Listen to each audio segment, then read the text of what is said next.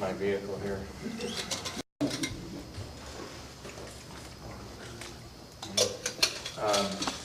You know, I've been kind of reclusive for about 5 or 6 years working on my memoirs. And as I was finishing the memoirs, my wife and I moved to Portland because I'm a cyclist. And I want to be part of the cycling community. I don't really like being in cars much. This is as far as I've gotten with my book so far. It's my own prototype, but it took me a number of years to get this far. And I wasn't doing much else except writing and cycling. So I haven't been doing much speaking. And I always have a lot I can say about a lot of things. But it occurs to me that maybe you might want to know, you might want to ask questions about what you would like me to talk about. Just briefly, to get this started, I was a chicken hawk in 1966, totally believing in what the United States was doing in Vietnam and all over the world, believing that we were the greatest country in the history of the world, endowed by our Creator to bring prosperity to the heathens all on the planet. But I was in law school, and I had a school deferment, and so I was a chicken hawk. I was all for the war, for killing the commies, but I didn't want to be in the military. Well, ironically, I was drafted with a school deferment. This was pre-lottery. There was a deferment system. I had a full 1A, a 2S school deferment, and it didn't occur to me that I would ever have to go in the military, which was my choice, my wish. I did not want to go. I wanted other people to go.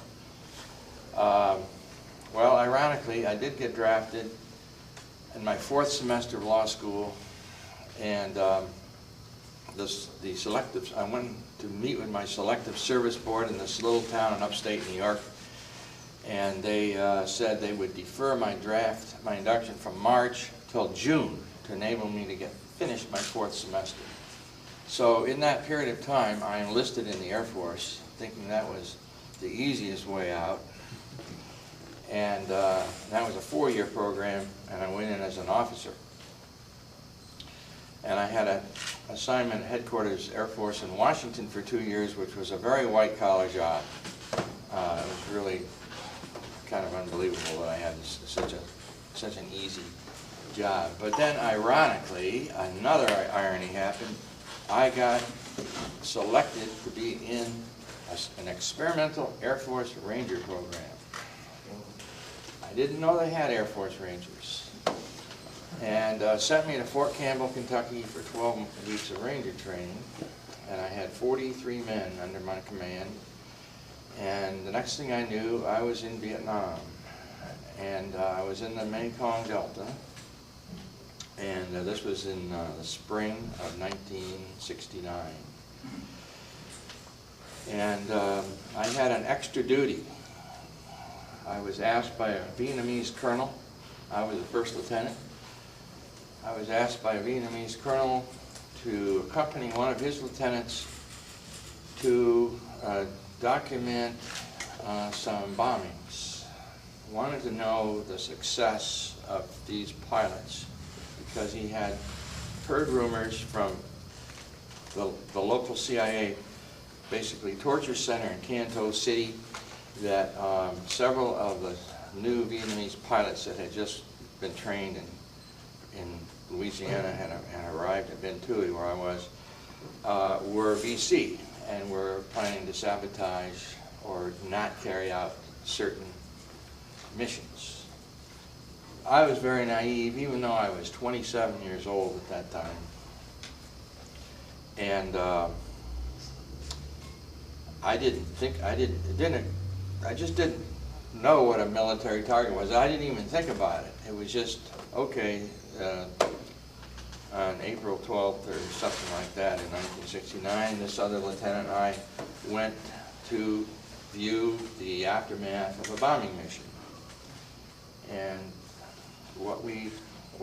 where this lieutenant, I was driving the Jeep, where he guided me to was the remains of a village, and it was still smoldering. The bombing had happened within 30 minutes before we got there. And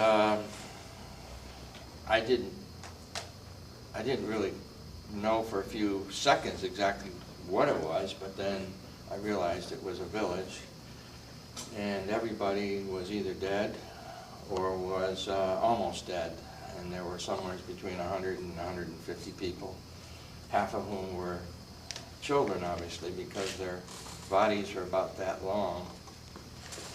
And I was in shock, and I was gagging, I was crying, and the Vietnamese lieutenant asked me what my problem was.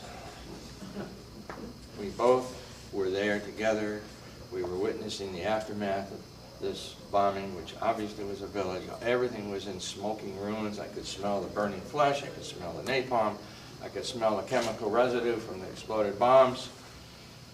And of course, I had never been in anything like this. I was in the Air Force. I thought I was not going to be facing this kind of stuff, but as the journey of life has it, you never know what you're going to be encountering.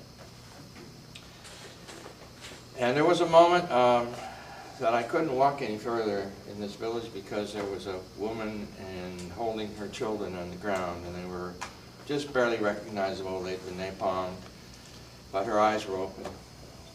And I can't always talk about this, but this is the turning point in my life, this day I'm talking to you about. There was a woman, a young woman, holding 3 children at my feet, and her eyes were open. So I was kind of captured by her eyes, and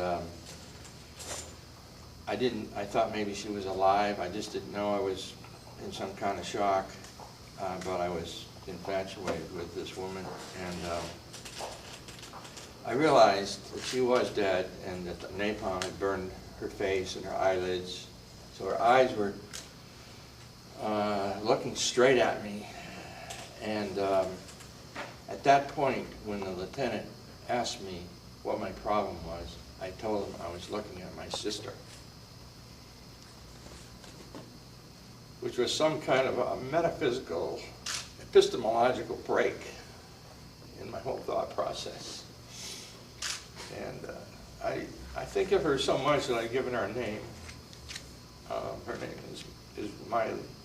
It's Miley with the letters reversed. That was the beginning of my new life.